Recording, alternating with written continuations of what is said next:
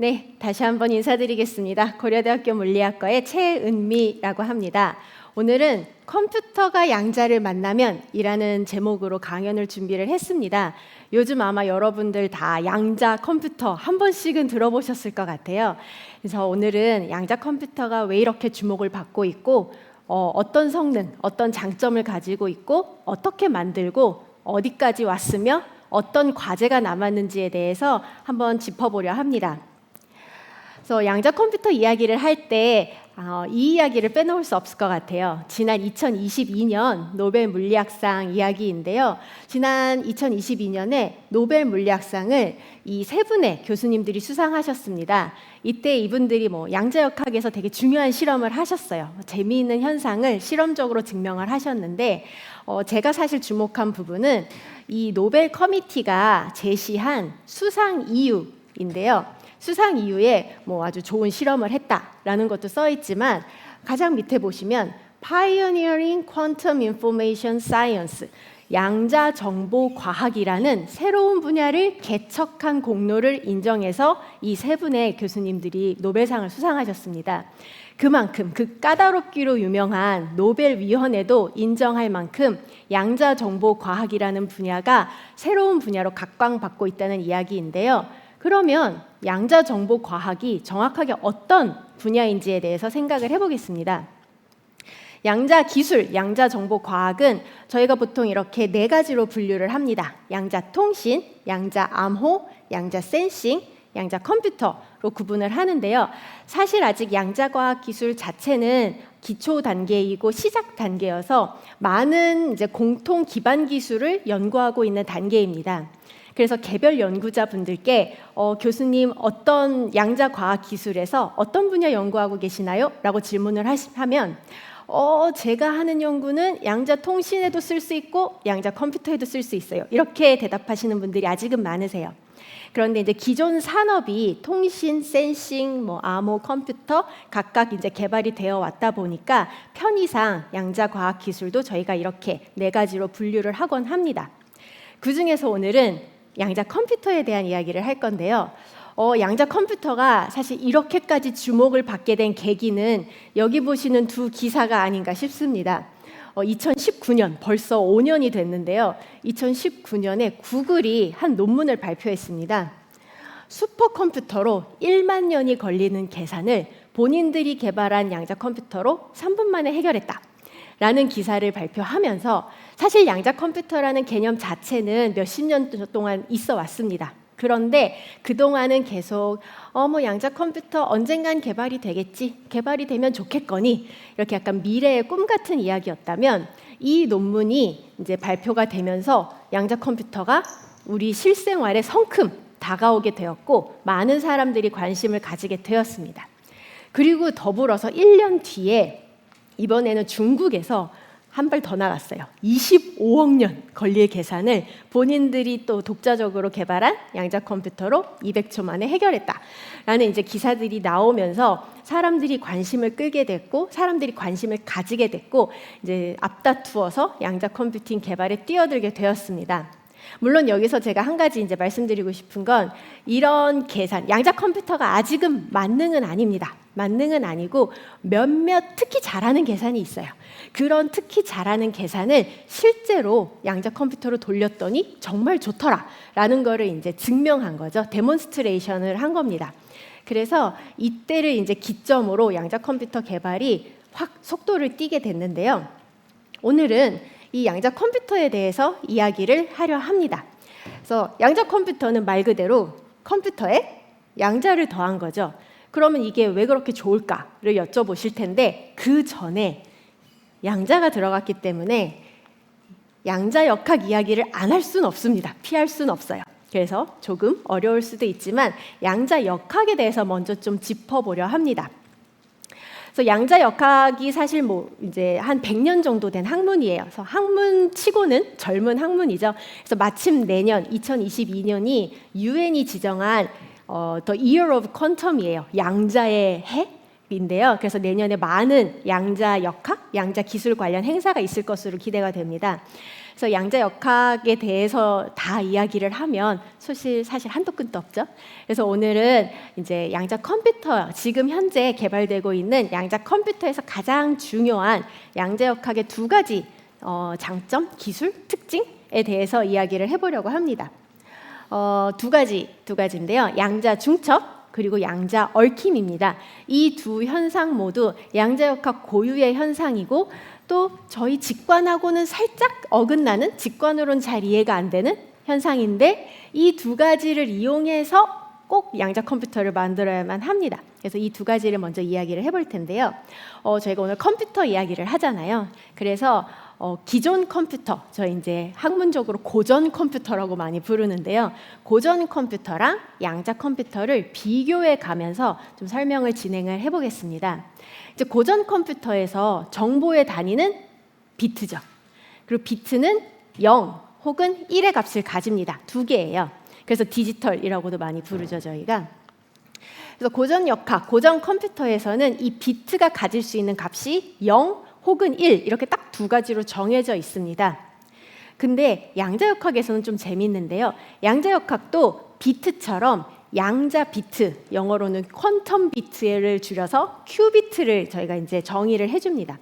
근데 이 큐비트는 재밌게도 0도 가능하고 1도 가능한데 0이면서 동시에 1인 양자 중첩 상태가 가능합니다. 0이면서 1이다 라고 제가 이야기를 하면 보통 물으세요. 그럼 0.5 아닌가요?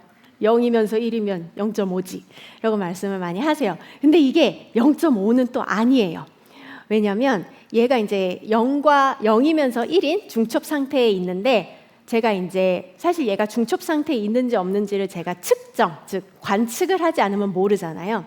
그래서 제가 이 아이가, 이 큐비트가 어떤 상태일까 하고 측정을 합니다. 사진을 찍어요. 예를 들어서 이렇게 사진을 찍으면 0이면서 1이잖아요. 그런데 결과값은 0이 나오거나 아니면 1이 나옵니다. 즉 원래는 중첩이었는데 결과값은 0 아니면 1이 랜덤하게 나와요. 여러 번 반복을 하면 랜덤하게 0이 나왔다가 1이 나왔다를 반복합니다.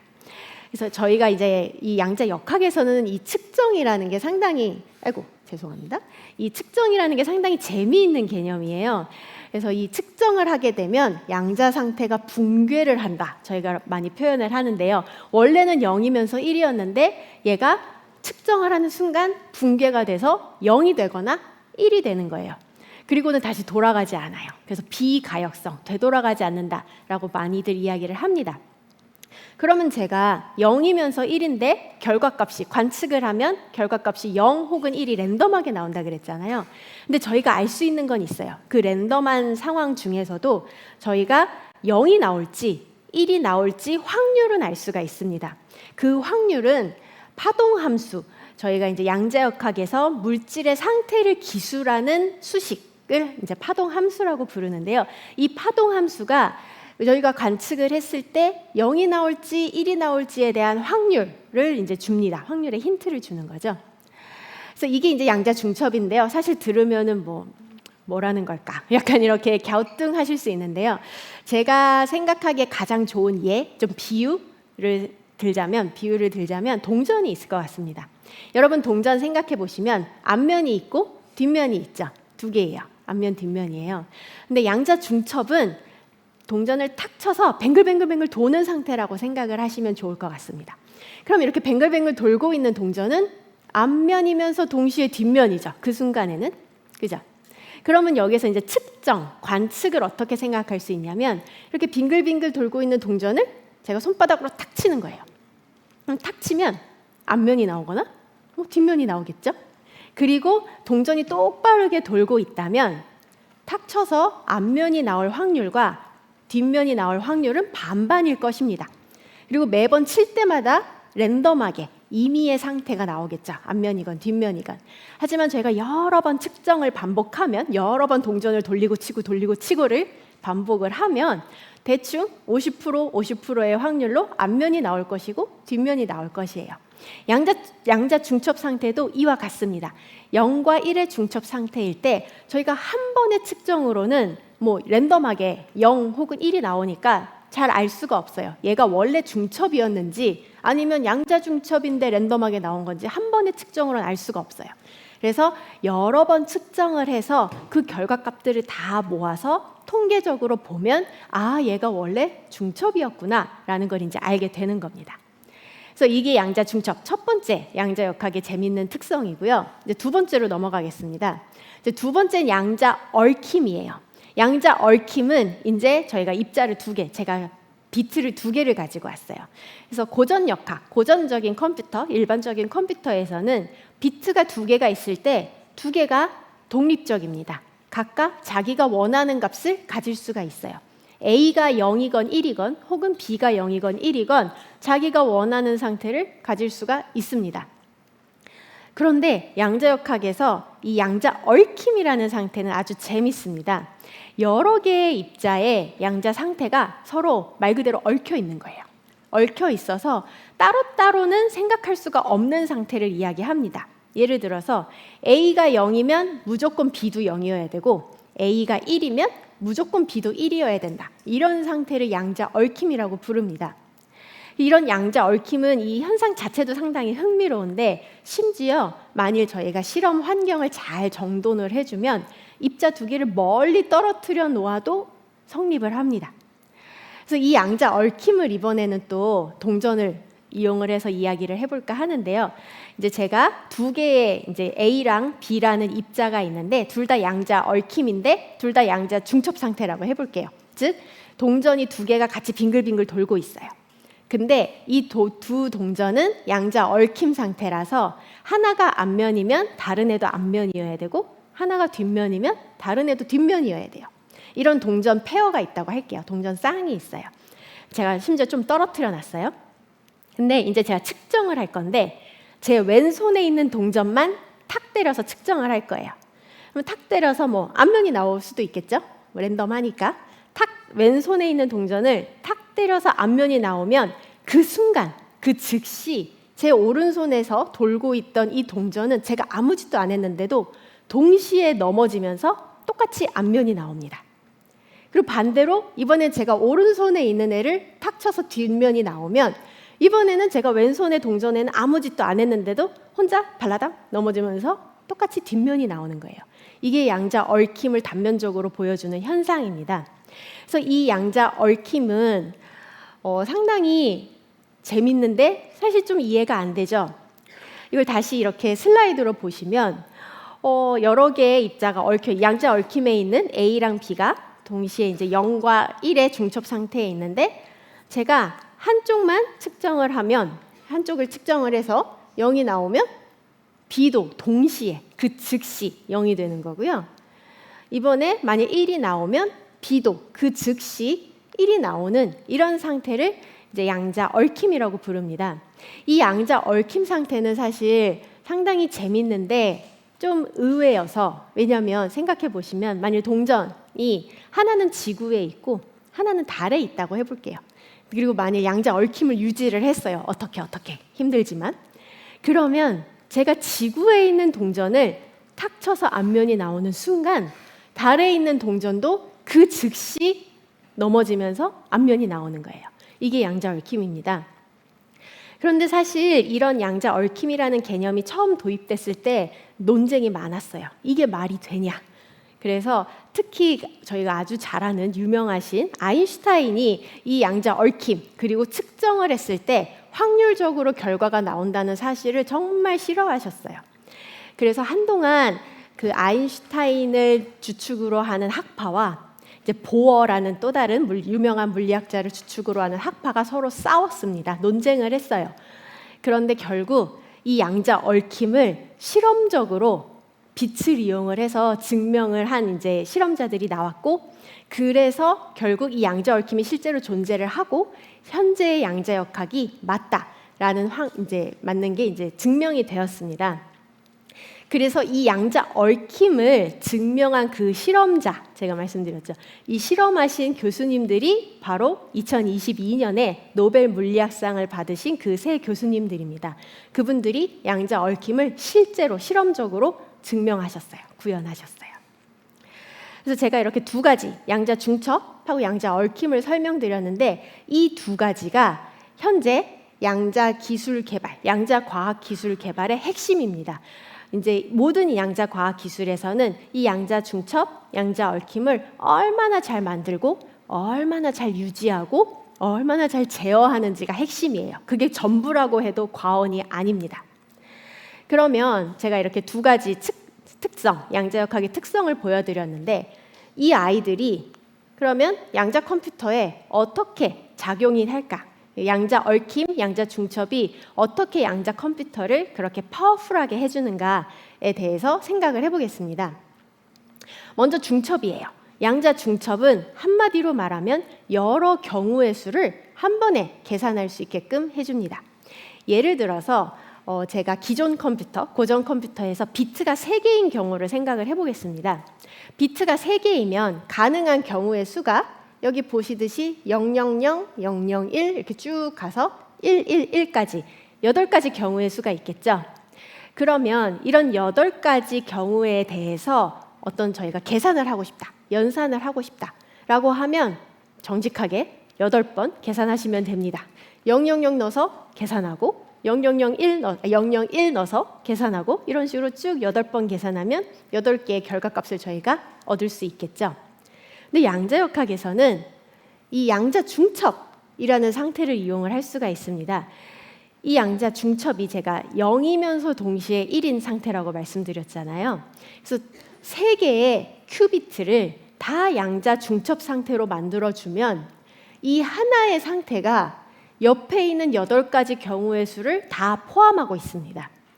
그래서 결국은 이 하나의 상태에 대해서 우리가 연산을 수행을 하면 바로 그 연산 결과를 분석해서 8가지 경우에 대한 답을 다 얻어낼 수가 있는 거죠. 그런데 또 여기서 이제 의문을 가지실 거예요.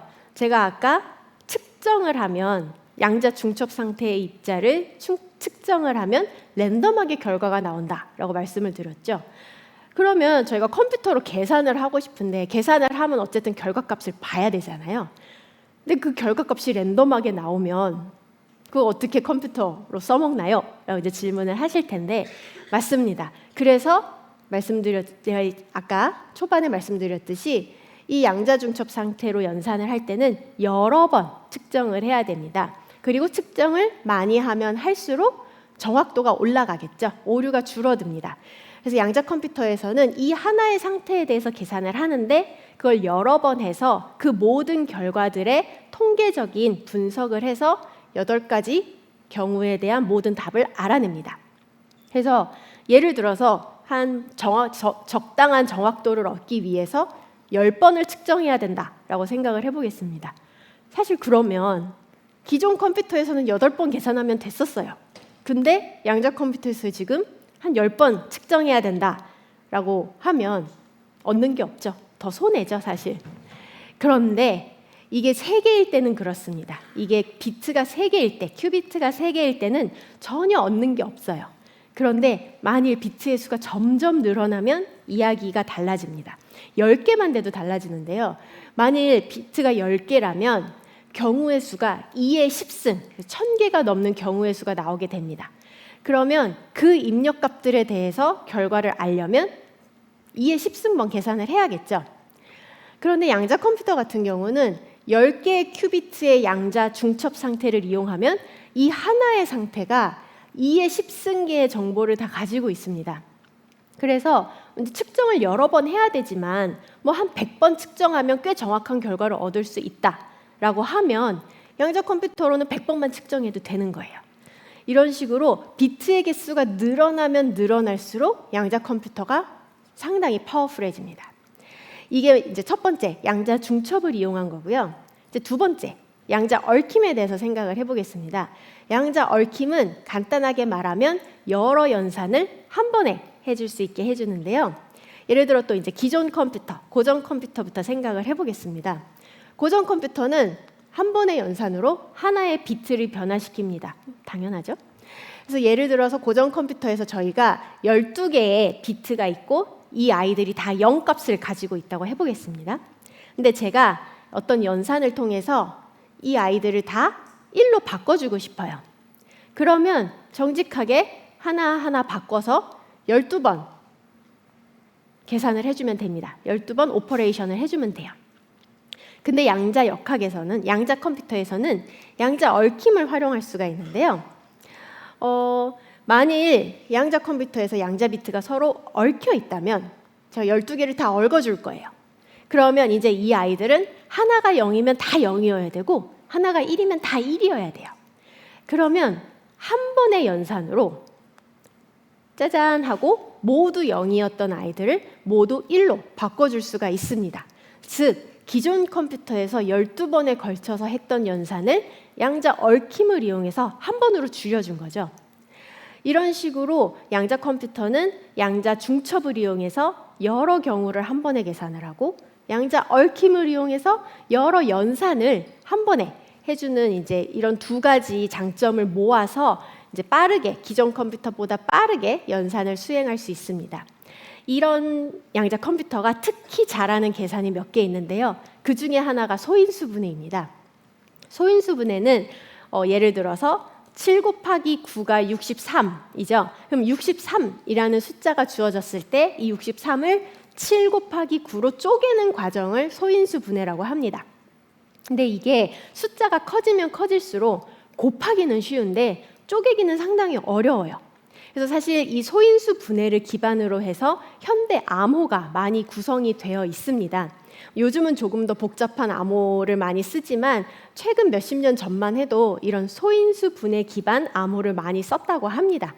이걸 이제 RSA 공개키 암호라고 부르는데요. 이 소인수 분해를 양자 컴퓨터가 기가 막히게 잘합니다. 그래서 예를 들어서 한 2000비트 정도 되는 소인수 분해 기반 암호가 있을 때 기존 컴퓨터, 그 중에서도 가장 파워풀한 슈퍼컴퓨터 같은 경우는 100만 년 이상 소인수 분해하는데 시간이 걸립니다. 그러니까 저희가 암호로 쓰는 거죠. 슈퍼컴퓨터조차 못 푸니까. 그런데 양자 컴퓨터가 제대로 개발이 된다면 양자 컴퓨터는 이 소인수 분해를, 이 2000비트 정도 되는 소인수 분해를 1초 만에, 그러니까 몇 초 만에 끝낼 수가 있습니다. 즉 암호가 다 붕괴가 되는 거죠. 암호가 그냥 바로 깨져버립니다. 그래서 이런데 또 암호가 상당히 중요하잖아요. 현대 사회에서 암호는 뭐 통신, 보안, 뭐 방역 모든 분야에서 활약하고 있는데요. 이렇게 양자 컴퓨터가 너무나도 파워풀한 힘을 가지고 있기 때문에 세계 모든 나라에서 특히 국방부라던가 이런 보안에 정말 민감한 여러 이제 국가기관들 혹은 연구소, 기업들이 양자 컴퓨터 개발에 많은 힘을 기울이고 있습니다. 그래서 이런 양자 컴퓨터가 그럼 어떻게 활용될 수 있을까요? 아직까지 양자 컴퓨터는 개발 단계이기 때문에 어디에 써먹을 수 있을까도 아직은 많이 열려 있습니다. 오픈 퀘스천이에요. 근데 이제 사람들이 많이 생각하고 있는 건 먼저 빅데이터. 제가 아까 여러 경우의 수를 한 번에 계산할 수 있게 해준다라고 말씀드렸는데 그게 바로 빅데이터 분석에 필요한 능력이죠. 그래서 빅데이터의 양자 컴퓨터를 써보려는 이제 연구가 진행이 되고 있고요. 세큐리티는 뭐 사실 제가 더 말씀드릴 게 없을 것 같습니다. 암호를 잘 푸는 게 양자 컴퓨터이기 때문에 이 보안 분야에서도 양자 컴퓨터 연구가 활발히 진행이 되고 있습니다. 그리고 마지막으로 최적화 문제가 있는데요. 최적화 문제는 예를 들어서 저희 뭐 물류센터를 지을 때 어디에 물류센터를 짓는 게 가장 효율적인가, 가장 에너지를 적게 드는가 뭐 이런 거를 푸는 걸 최적화 문제라고 합니다. 근데 이 최적화 문제가 또 양자 컴퓨터가 아주 잘 푸는 문제에 속합니다. 그리고 이 최적화 문제는 사실 우리 현대 사회의 많은 문제들을 최적화 문제로 치환을 해줄 수가 있습니다. 그래서 이런 문제들을 푸는 거에 양자 컴퓨터를 접목하는 연구가 현재 많이 진행이 되고 있습니다. 그래서 몇 개 예시를 가지고 왔는데요. 산업적으로 보면 물류, 금융, 기상, 제약, 자동차 등 여러 산업에서 관심을 가지고 있습니다. 저는 사실 자동차 분야가 상당히 처음 들었을 때 의외였는데요. 이 자동차 분야는 요즘 전기 자동차 때문에 배터리에 대한 연구가 활발히 진행이 되고 있습니다. 근데 이 배터리, 결국 물질이죠. 물질 안에는 수많은 전자들이 포함되어 있고 이 전자들의 움직임이 물질의 특성을 결국 좌지우지하는데요. 이 물성 계산이 또 양자 컴퓨터가 아주 잘하는 계산입니다. 그래서 이런 배터리를 위한 물질, 촉매 이런 것들을 개발하기 위해서 양자 컴퓨터에 자동차 회사들이 많이 관심을 가지고 있고요. 또 다른 예로는 사실 자동차 회사는 자율주행도 있습니다. 자율주행 같은 경우는 수많은 데이터를 실시간으로 받아들여서 분석해서 다음 행동을 이제 정해야 되는데요. 그 일련의 과정을 양자 컴퓨터로 했을 때 더 이득이 있을까? 이런 연구도 진행이 되고 있습니다. 그러면 이제 양자 컴퓨터에 대해서 제가 장점을 많이 말씀드렸는데 그럼 양자 컴퓨터 어떻게 만드나요? 라고 질문을 하실 것 같아요. 그래서 양자 컴퓨터를 만드는 방법을 간단하게 이야기를 해보겠습니다. 양자 컴퓨터를 만들려면 먼저 큐비트가 있어야겠죠? 네, 큐비트가 있어야 됩니다. 그럼 큐비트는 무엇인가? 0과 1이 있어야 돼요. 그죠? 연산을 하려면 0과 1이 있어야 됩니다. 그리고 0과 1의 양자 중첩 상태, 양자 얽힘 상태를 잘 만들어줄 수 있어야 돼요. 그리고 그 양자 중첩, 양자 얽힘이 오랫동안 유지되면 될수록 좋습니다. 근데 양자 중첩, 양자 얽힘 이런 상태들은 상당히 연약해요. 외부에서 조금만 노이즈가 들어와도 깨져버립니다. 그래서 어떻게 해서든 이 양자 중첩 같은 상태를 잘 유지할 수 있는 시스템이 양자 컴퓨터 시스템으로서 좋은 시스템입니다. 그리고 사실 또 중요한 게 0인지 1인지 측정할 수도 있어야 돼요. 측정하지 못하면 당연히 써먹을 수 없겠죠. 네, 그리고 다음으로는 이제 저희가 큐비트를 잘 제어할 수 있어야 됩니다. 제어를 못하면 또 써먹을 수 없으니까요. 0에서 1로 잘 보낼 수 있어야 되고 1에서 0으로 정확하게 보낼 수 있어야 되고 양자 중첩 잘 만들어야 되고 양자 얽힘 잘 만들어야 됩니다. 그래서 이런 요건을 충족하는 시스템이 양자 컴퓨터로서 개발이 될 수 있는데요. 대표적으로 이제 현재 가장 활발하게 개발되고 있는 4가지 플랫폼을 보여드리자면 이렇게 4가지가 있는 것 같습니다. 초전도 큐비트, 원자 이온, 중성 원자, 광자인데요. 이 4 플랫폼 모두 예를 들어 많은 기업들이 이제 개발을 하고 있고 큰 기업, 구글이나 IBM처럼 거대 기업부터 수많은 벤처들이 이런 각각의 다양한 플랫폼에서 양자 컴퓨터를 개발을 하고 있습니다. 그런데 아직 사실은 갈 길이 멀어요. 그래서 할 일도 많습니다. 대표적으로는 사실 큐비트의 개수 그리고 정확도 높이기인데요. 현재 모든 플랫폼이 비슷비슷합니다. 그러니까 대표적인 4개의 플랫폼이라고 제가 불렀겠죠. 현재 각 플랫폼의 양자 비트 개수를 비교를 해보면 지금 제가 여기는 클라우드 서비스 기준으로 써놨는데요. 초전도 큐비트 같은 경우는 400개 정도, 그리고 중성 원자나 광자 이런 건 한 200개 정도의 큐비트, 이온은 조금 클라우드 서비스 기준으로는 한 23개 작은데요. 사실 그 회사가 보유하고 있는 양자 컴퓨터 자체는 여기도 한 200~300개 정도의 큐비트를 가지고 있습니다. 근데 제가 여기서 클라우드라고 아무런 정말 이렇게 자연스럽게 말씀을 드렸는데 실제로 양자 컴퓨터가 현재 클라우드 서비스를 제공하고 있습니다. 그 얘기는 예를 들어서 IBM 같은 경우는 여러분들이 IBM 홈페이지에 들어가셔서 회원가입을 하시면 5개 큐비트짜리 양자 컴퓨터는 공짜로 쓰실 수 있어요. 그 정도로는 상용화가 벌써 진행됐다고 보시면 될 것 같습니다. 그리고 이제 여러분께서 유료 회원이 되시면 몇백 개짜리 큐비트의 양자 컴퓨터를 좀 더 많은 시간 동안 접속하실 수 있겠죠.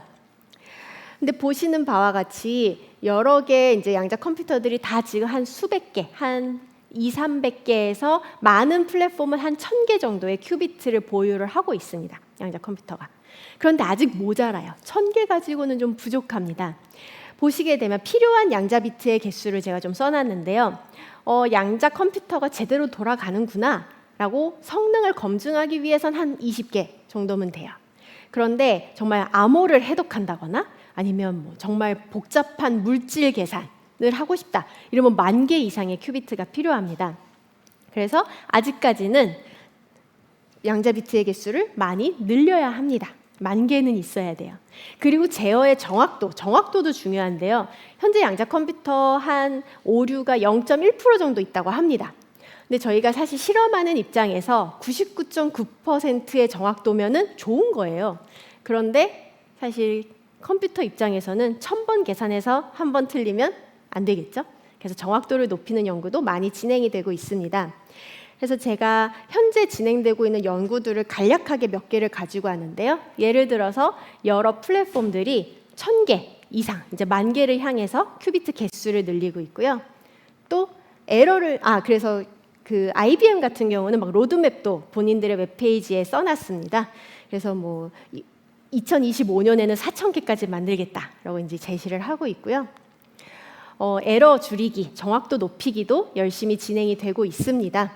그래서 여러 개의 양자 비트를 묶어서 논리 큐비트를 만들어서 뭐 에러를 보정하겠다. 이런 연구도 많이 진행이 돼서 최근에는 뭐 48개의 논리 큐비트가 구현되기도 했고요. 또 지금 기존의 플랫폼 말고 새로운 플랫폼은 없을까 하는 연구도 활발히 진행이 되고 있습니다. 그래서 어느덧 마무리할 시간인데요. 오늘 이제 양자 컴퓨터에 대해서 말씀을 드렸습니다. 양자 중첩 그리고 양자 얽힘을 이용을 해서 정말 이렇게 좋은 뛰어난 성능을 가진 미래의 컴퓨터를 만드는 일인데요. 양자 컴퓨터가 개발이 될 경우 보안, 신물질 개발, 에너지 창출 등의 이제 여러 분야가 새롭게 열릴 것이다. 아니면 개척이 일어날 것이다라고 보고 있습니다. 그런데 양자 컴퓨터는 아직 개발 초기 단계예요. 제가 여기 사진에 1940년대 컴퓨터를 가지고 왔는데요. 이 당시에는 컴퓨터 한 대가 방 하나만 했습니다. 그리고 비트 하나하나가 진공관이라고 해서 전구처럼 큼직큼직했어요. 그런데 이랬던 컴퓨터가 지난 한 5, 60년 사이에 반도체도 개발이 되고 하면서 이렇게 칩으로 아주 조그만해지고 현재는 저희가 거의 스마트폰, 컴퓨터 한 대를 다 손에 들고 다니잖아요. 이렇게 50년에 걸쳐서 5, 60년에 걸쳐서 컴퓨터가 어마어마한 발전을 했듯이 양자 컴퓨터도 아직은 이런 단계입니다. 그래서 앞으로 무궁한 가능성을 가지고 있고 특히 여기 계신 여러분들이 미래에 양자 컴퓨터 개발에 많은 이제 역할을 해주실 거라 기대를 하며 오늘 강연을 마무리하도록 하겠습니다. 감사합니다.